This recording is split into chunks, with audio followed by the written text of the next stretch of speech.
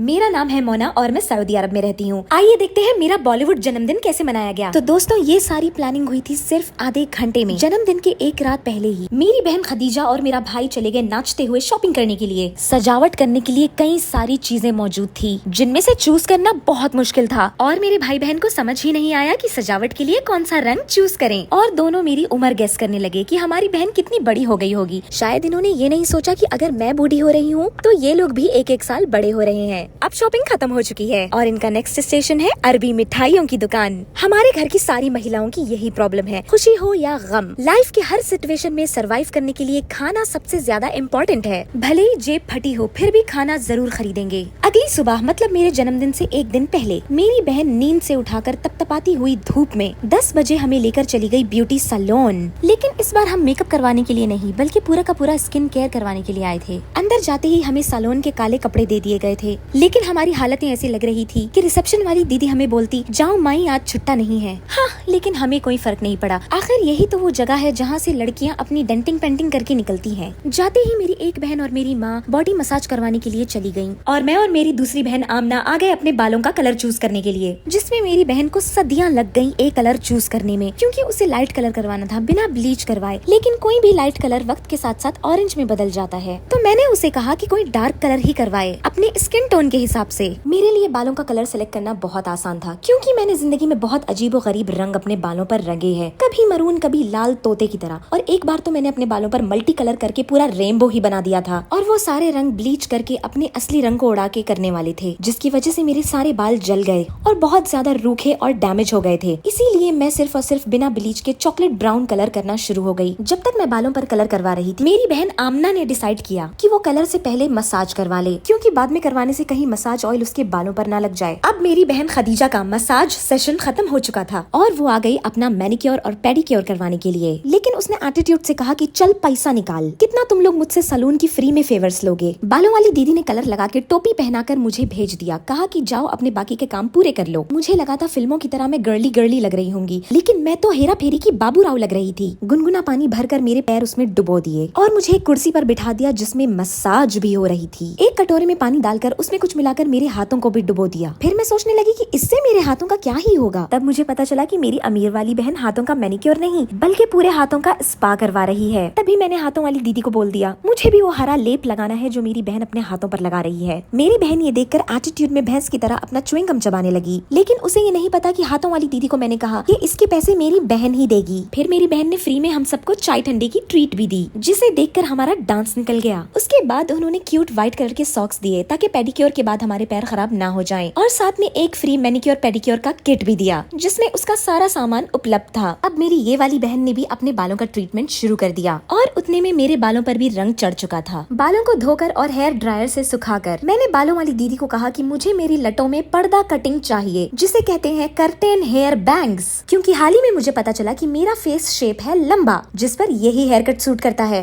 अब बालों को कर्लर से कर्ल कर मैं सबसे पहले रेडी हो चुकी थी और ये था मेरा फाइनल लुक। फिर मैंने जाकर बच्चे से पूछा कि क्या राय है तुम्हारी, तो वो कहने लगा कि बिल्कुल चिड़िया का घोंसला लग रहा है, इतने पैसे डालने के बावजूद भी तुम लड़कियां वैसे की वैसी ही लगती हो। उतनी ही देर में सैलून में काम करने वाली कई सारी दीदियां आ गयी, एक काले से तख्ते पे बहुत ही खूबसूरती से हैप्पी बर्थडे मोना लिखकर और साथ में एक कैरेमल लाटे लाकर मुझे बर्थडे विश किया, मेरे लिए गाना गाया और मेरे साथ थोड़ा सा डांस भी किया। हम तीनों बहनें खुद चकित रह गयी कि सैलून वालों को कैसे पता चला कि आज हम मेरी बर्थडे मनाने वाले हैं। फिर समझ में आया कि मेरी बहन खदीजा ने अपने स्नैप पर स्टोरी डाली थी, सैलून वालों ने वही देखी होगी। तो इस तरीके से बड़ी पार्टी शुरू होने से पहले छोटी पार्टी हो गई। अब असर के 4 बज चुके थे, हमें लगा था कि हम घर चले जाएंगे, लेकिन तभी हमें शौक लगा कि हमारी बहन आमना जो कि मसाज करवाने भी लेट गई थी, उसके बालों का पूरा ट्रीटमेंट तो अभी शुरू भी नहीं हुआ। इसका मतलब हमें बहुत ज्यादा वेट करना होगा। हम इंतजार करते करते थक कर सो गए और आमना का सारा काम खत्म हुआ था 7 बजे। हमारी लाल आंखें नींद में डूबी हुई खुल ही नहीं रही थी और मेरी बहन का नाच खत्म ही नहीं हो रहा था। जैसे तैसे करके नींद से उठ के हम गाड़ी में बैठ गए।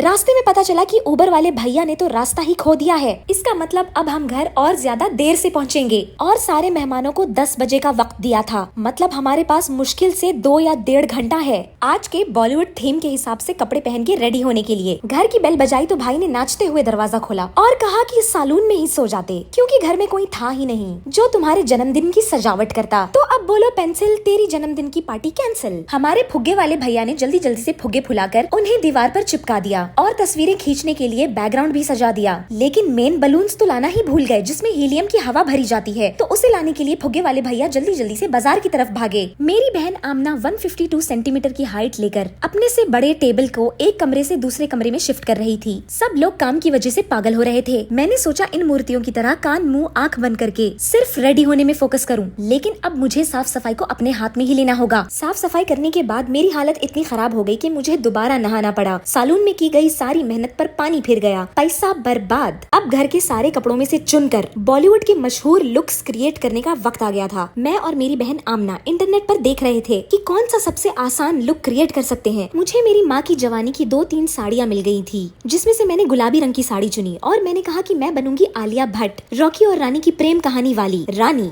या तो गुलाबी साड़ी में मैं जीनत अमान भी बन सकती हूँ। लेकिन मेरी बहन की हंसी छूट गई। उसने कहा कि जीनत अमान और आलिया भट्ट का तो नहीं पता, लेकिन तुम आंटी नंबर 1 वाली गोविंदा जरूर लगोगी। फिर मेरी बहन ने कहा कि तुम्हारे तो बाल छोटे भी हैं, तुम सलमान खान का ये वाला लुक रिक्रिएट कर सकती हो, और आज तुम्हारे जन्मदिन पर तुम बूढ़ी होने वाली हो तो तुम कमल हसन का चुपड़ी चाची वाला रोल भी बन सकती हो। सालून तो गई थी लेकिन अपनी मूछी निकालना भूल गई। जैसे ही मेकअप करने बैठी तो नोकीली छोटी छोटी मूछी नजर आ रही थी। शुक्र है कि मुझे घर पर धागे से थ्रेडिंग करने आती है। अब सुपर फास्ट स्पीड में मैंने अपना मेकअप करना शुरू कर दिया, लेकिन अभी तक आउटफिट डिसाइड नहीं था, तो मैंने एक न्यूट्रल कलर में ही मेकअप किया जो किसी भी कपड़े पर चल जाए। फिर बच्चे ने आके मुझसे कहा कि लगता है अपनी ही पार्टी में तुम सबसे ज्यादा गंदी लगोगी। मेरा रोना निकल गया ये सोचकर कि बच्चे तो मन के सच्चे होते हैं। मेरी बहन आमना यहाँ पर भी देर कर रही थी, आकर मेरे सर पे टपली मारी और कहा कि मुझे डकार सी आ रही है, ऐसा लग रहा है कि पेट फूल चुका है। क्या लगता है आपको कि ये डकार है या गैस है? तो मैंने कहा कि ये गोबर है जो तुम्हारे पेट में 2 दिन से जमा हुआ है। तुम्हें पार्टी से पहले अपना पेट खाली कर लेना चाहिए ताकि तुम्हारी टोन की वजह से तुम्हारा आउटफिट खराब ना हो जाए। समझ तो गए होंगे मेरी बहन आमना को देखकर कि उसने कौन सा कैरेक्टर चूज किया है, और मेरी बहन खदीजा को भी देखकर पहचान लिया होगा कि कौन सी फिल्म का कैरेक्टर उसने चूज किया है।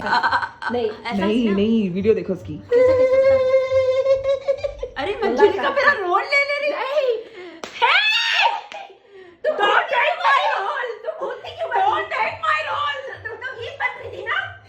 तुम भूतनी क्यों बनी? हाँ कपड़े गीत बन रही थी ना। नहीं मैडम, तुम मेरे ब्लाउज उतारो। मेरी बहनें भूतनियां बनकर भी एक दूसरे से लड़ाई कर रही थी। सब कुछ छोड़ छाड़ कर मैंने पहन लिया पीला सूट, क्योंकि लास्ट मोमेंट पे मेरी बहन खदीजा ने मुझे एक धमाकेदार सजेशन दिया। कौन है मुना? बोलो अब तुम गैस करो।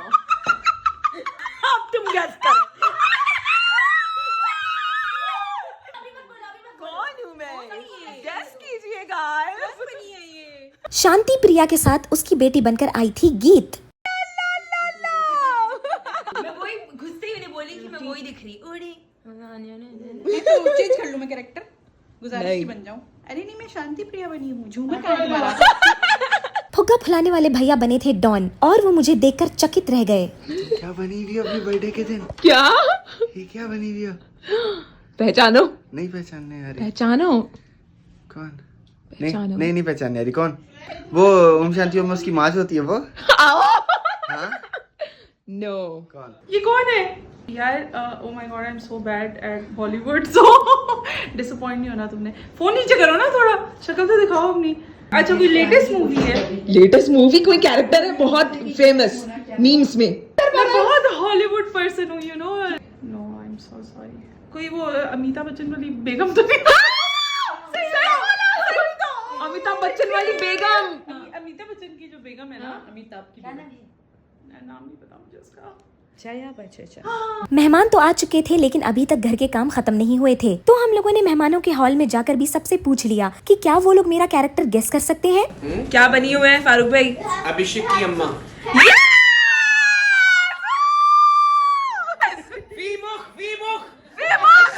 अब होगी सबकी ग्रैंड एंट्री। जो जो लोग कैरेक्टर बने हैं वो लोग बारी बारी एंट्री करेंगे अपने अपने गानों पर। सबसे पहली बारी थी मंजुलिका की। बहुत ही भयंकर नृत्य का प्रदर्शन किया था, जिसे देखकर पार्टी में आए हुए सारे बच्चे डर गए थे, लेकिन हमें उसे देखकर डर कम और हंसी ज्यादा आ रही थी। हंस हंस कर हम सब पागल हो रहे थे। मैं यहाँ पर किसी के गाने नहीं लगाने वाली, वरना मेरी इस वीडियो पर कॉपीराइट पड़ जाएगा, लेकिन सारे लोगों की परफॉर्मेंस का अलग से एक पोस्ट जरूर डालूंगी। मेरे इंस्टाग्राम को फॉलो करना और देखना जरूर। अब एंट्री हुई थी छोटी सी गीत की, जो कि बहुत प्यारे और क्यूट डांस स्टेप कर कर हम सबका मनोरंजन कर रही थी। डांस इंडिया डांस की तरह गीत की परफॉर्मेंस को जज करने के लिए 3 छोटे छोटे जज एक दूसरे के कान में खुसफुसा रहे थे। अब बारी थी शांति प्रिया की। घुसने से पहले 3-4 बार अपना एंट्री सॉन्ग रिपीट करवाया ताकि उसकी एंट्री एकदम परफेक्ट हो, और फिर शांति प्रिया वाला फेमस हेलो कर दिया। शांति प्रिया की खूबसूरती देखकर उसका पति ओम मखीजा खुशी से पागल हो गया था। फिर बिल्कुल मूवी सीन की तरह शांति प्रिया का पल्लू भी पकड़ लिया था। फिर डॉन ने और शांति प्रिया के पति ने मिलकर अदनान सामी के बंगला मोटर कार दिला दे थोड़ी सी तो लिफ्ट करा दे वाले गाने पर भी डांस किया। लगता है डॉन और शांति प्रिया के पति को असल जिंदगी में पैसों की जरूरत है। मेरी बहन खदीजा दूसरे कमरे में अपनी भूतिया एंट्री की प्रैक्टिस कर रही थी,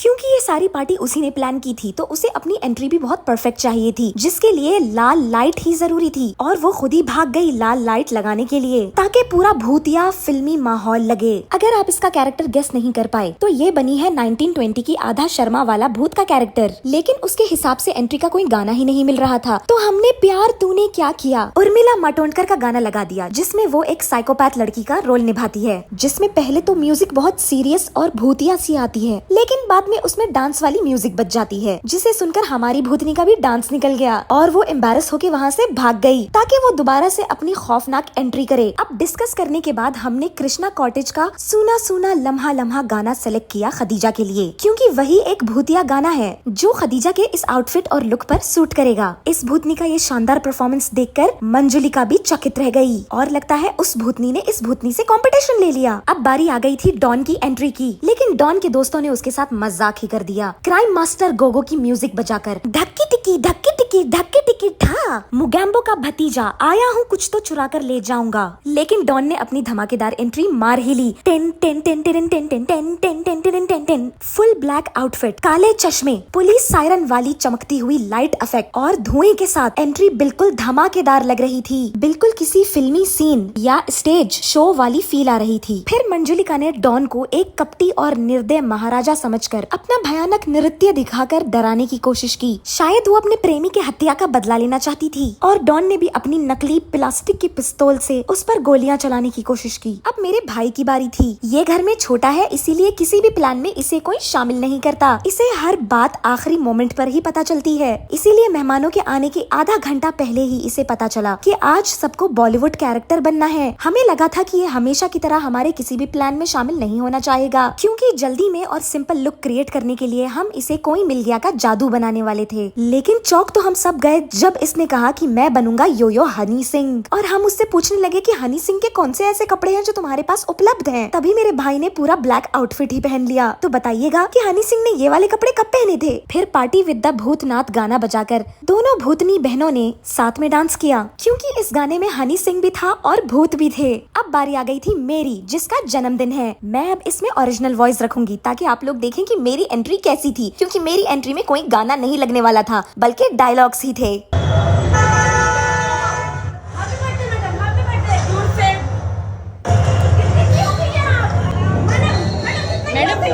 मैडम बुरा दिख रहा है आपका। आप अपना दिखाइए। मैडम को आपका भी है तो दिखाइए। मैडम बच्चन साहब अच्छे कपड़े नहीं दिलाते आपको। बच्चन साहब आपके पति दिलाते हैं। बच्चन साहब रेखा पे मरते हैं, आप पे नहीं मरते ना। ये जगह है ये बात करने की। वो रेखा से प्यार करते हैं ना, सच में आपसे नहीं प्यार करते। जय मैडम क्या हुआ जय मैडम? फ्लैश बंद कीजिए। क्या उम्र क्या फ्लैश बंद कीजिए। दूर से फोटो मैडम लीजिए। मैडम डाई क्यों नहीं करते आप? मैडम डाई क्यों नहीं करते? रेखा जी दिला दीजिए ना बच्चन साहब को। दूर से खुश हो जाएंगे वो। Rekha I hope you tumble and fall. Rekha चल बुढ़िया फॉल चल बुढ़िया फॉल जा बुढ़िया फॉल। मैडम हम गुस्से में क्यों है? मैडम मुस्कुरा रही हूँ। हंसी आ रही है मैडम को। अब रात के 1:30 बज चुके थे। केक काटने का समय आ गया था और खाना खाने का भी। ये था मेरा चॉकलेट केक, जिस पर लिखा था हैप्पी बर्थडे मोना। चॉकलेट मेरा फेवरेट फ्लेवर है। खाने का कुछ इतना बड़ा इंतजाम किया नहीं था, क्योंकि ये पार्टी सिर्फ आधे घंटे में प्लान हुई और एक ही दिन था हमारे पास रेडी होने के लिए। तो हमने मेहमानों को ही बोल दिया कि आते आते खाने के लिए कुछ लेकर आना साथ में। तो मेहमान पिज्जा लेकर आए थे, बाकी स्नैक्स वगैरह का इंतजाम घर पर ही कर दिया था, और साथ में मेरे अब्बा जान बिरयानी भी लेकर आए थे। फिर हम सारी औरतें केक के इर्द गिर्द जमा हो गयी, अपनी अपनी जन्मदिन वाली फुलझड़ियाँ जलाने के लिए। फिर मैंने मोमबत्ती बुझा दी और केक काटने के लिए प्लास्टिक की चाकू उठाई, लेकिन केक सख्त हो चुका था क्योंकि उसे फ्रिज में रखा गया था, जिसकी वजह से प्लास्टिक वाली चाकू तो टूट ही गई, जिसे देखकर हमारी चीख निकल गई। टूटी हुई चाकू से ही केक का एक टुकड़ा काट लिया, लेकिन वो टुकड़ा भी टूटा हुआ ही निकला, जिसे देखकर हमारी चीख फिर से निकल गई। भूख से इतनी हालत खराब थी कि केक का पहला निवाला मैंने खुद ही खा लिया। फिर अपने जया बच्चन वाले कैरेक्टर में ही रहकर सबके मुंह में केक भी ठूसा। अब पार्टी में मौजूद मर्दों को सिर्फ खाने से लेना देना था। वो लोग पिक्चर्स खींचते खींचते तंग हो गए थे, लेकिन हमारी एक फाइनल रील बाकी थी। तेरा हैप्पी बर्थडे नाच पजामा पकड़ के पट्टे वाले गाने पर 1000 बार रीटेक्स लेने के बाद फाइनली हमारी वीडियो बन गई। अब वक्त आ गया था फाइनल केक के साथ और बैकग्राउंड के साथ पिक्चर्स लेने की। हम सब ने मिलकर बहुत ही मजे मजे की मस्त मस्त पिक्चर्स खींची। आपको मंजुलिका की तरफ से हैप्पी बर्थडे। इतनी तो बुढ़ी हो गई हो, हमारे पास आओगी अब। ये मौका है हैप्पी बर्थडे बोलने का। कितने साल की हो गई हैं आप? उमर आपसे तो छोटी ही हूँ।